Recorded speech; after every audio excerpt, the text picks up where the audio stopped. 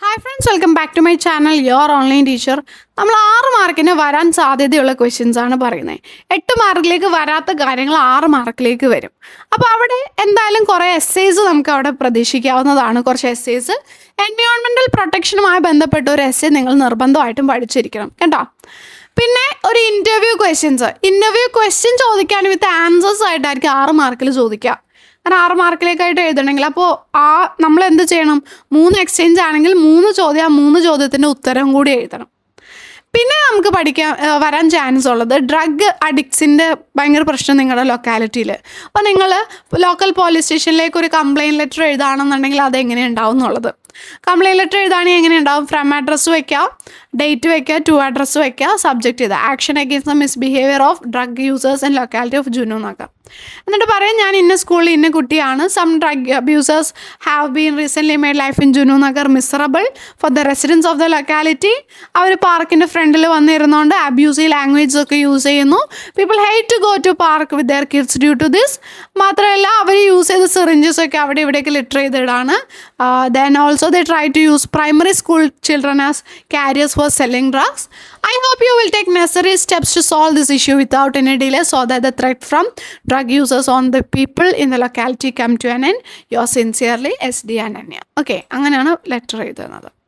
പിന്നെ കറപ്ഷനെ പറ്റിയിട്ടൊരു സ്പീച്ച് ചോദിക്കാവുന്ന നമ്മൾ already discuss ചെയ്തല്ലേ. കറപ്ഷൻ ചോദിക്കാം, എൻവയോൺമെൻറ്റൽ ഇഷ്യൂ ചോദിക്കാം, ദെൻ കോർപ്പറൽ പണിഷ്മെൻറ്റിനെ പറ്റിയിട്ട് ചോദിക്കാം, ആൻഡ് ഓൾസോ വിമൻ എംപവർമെൻറ്റിനെ പറ്റിയിട്ട് ചോദിക്കാം. ഓക്കെ, അതൊക്കെ ചോദിക്കാം. പിന്നെ സെമിനാർ റിപ്പോർട്ട് ഓൾറെഡി നമ്മൾ കഴിഞ്ഞ വീഡിയോയിൽ നോക്കിയതാണ്. അപ്പോൾ സെമിനാർ റിപ്പോർട്ട് 4 മാർക്കിലേക്ക് അല്ലെങ്കിൽ 6 മാർക്കിലേക്ക് കൂടുതൽ വരാൻ ചാൻസ് ഉള്ളത് കേട്ടോ. ഓക്കെ, പിന്നെ good fences make good neighbours, അത് കമൻറ്റ് ചെയ്യാൻ പറഞ്ഞിട്ട് ചോദിക്കും. Good fences make good neighbours, അത് വളരെ പ്രധാനപ്പെട്ട ഒരു ക്വസ്റ്റ്യനാണ്. Good fences make good neighbours, അതൊന്നും നമുക്ക് നോക്കാം. The neighbour in the Robert Frost famous poem mending wall tells this. Good fences make good neighbors.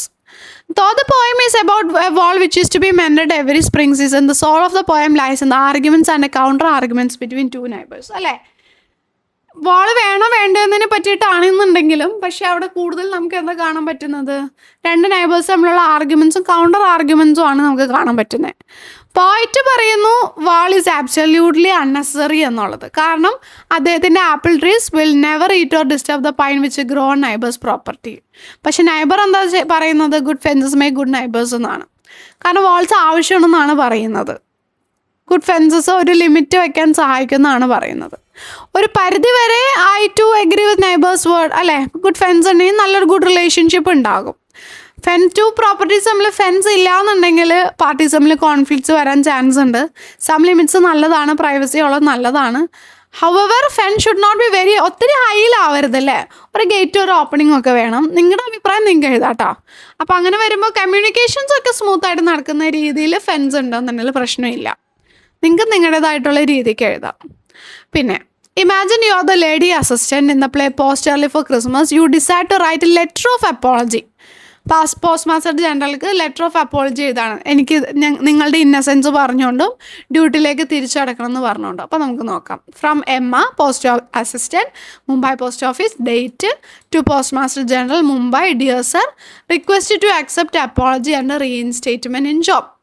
I would like to express my deep regret over what happened in the post office. Post ഓഫീസിൽ നടന്നതിനെ പറ്റിയിട്ട് എനിക്ക് ഒത്തിരി regret ഉണ്ട്.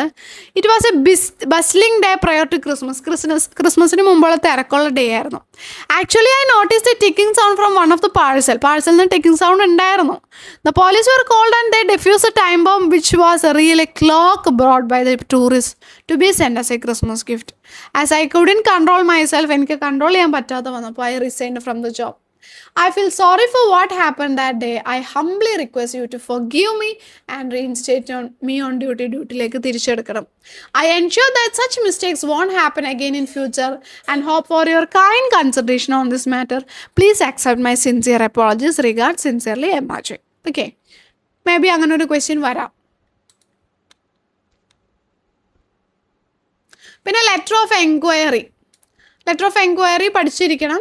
ഇത് letter of enquiry ചിലപ്പോൾ വാങ്കാരി മതായുടെ അവിടേക്ക് നിങ്ങൾ NSSന്റെ ഭാഗമായിട്ട് ട്രീ പ്ലാന്റേഷൻ എന്ന് പറഞ്ഞ പ്രൊജക്റ്റുമായി ബന്ധപ്പെട്ടിട്ട് ഗ്രീൻ ബെൽറ്റ് മൂവ്മെന്റ് ഓഫീസ് കാണാൻ പോകുന്നതുമായി ബന്ധപ്പെട്ടൊക്കെ ലെറ്റർ ഓഫ് എൻക്വയറി ചോദിക്കാം. ലെറ്റർ ഓഫ് എൻക്വയറി നമ്മൾ ഫോർമാറ്റ്സിൽ നോക്കിയതല്ലേ, പഠിച്ചതല്ലേ, അപ്പോൾ അത് പഠിക്കണം.